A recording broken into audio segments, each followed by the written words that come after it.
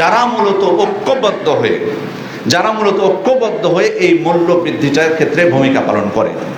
আর এটা যে নিঃসন্দেহে হারাম তাতে কোনো সন্দেহ নেই, কারণ আল্লাহ রাসূল সাল্লাল্লাহু আলাইহি ওয়াসাল্লাম স্পষ্ট করেছেন, লা দারারা ওয়ালা দিরার, তোমরা নিজেরা ক্ষতিগ্রস্ত হয় না, কারো ক্ষতি করো না।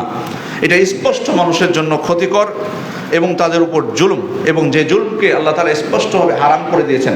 ইয়া ইবাদি ইন্নী হারামতু যুলমা আলা নাফসি ওয়া জাআলতুহু বাইনাকুম মুহাররামান ফালা তাযালামু, হে আমার বান্দারা, আমি জুলুমকে আমার জন্য হারাম করে দিয়েছি, আমার উপর আমি হারাম করে দিয়েছি এবং তোমাদের জন্য আমি হারাম করে দিয়েছি, তোমাদের পরস্পরের মধ্যে, সুতরাং কেউ কারো উপর তোমরা জুলুম করবে না।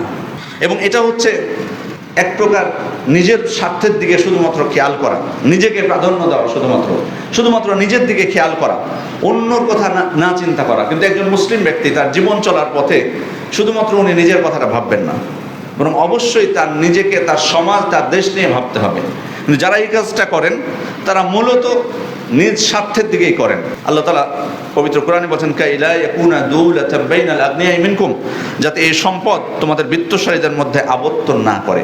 কিন্তু আমরা জানি যে এই সমস্ত বিষয় থাকার কারণে এক শ্রেণীর মানুষ ফুলে ফেপে তারা বড় হয় এবং আরেক শ্রেণীর মানুষ দরিদ্র থেকে দরিদ্র আরও নিচে নামতে থাকে। এবং এটা হচ্ছে একেবারে শরীয়তের মৌলিক উদ্দেশ্যের পরিপন্থী বিষয়, যেটি এই আয়াত থেকে স্পষ্ট আমরা বুঝতে পারি। আল্লাহ তাআলা বলছেন, যাতে সম্পদ তোমাদের বিত্তশালীদের মধ্যে আবর্ত না করে।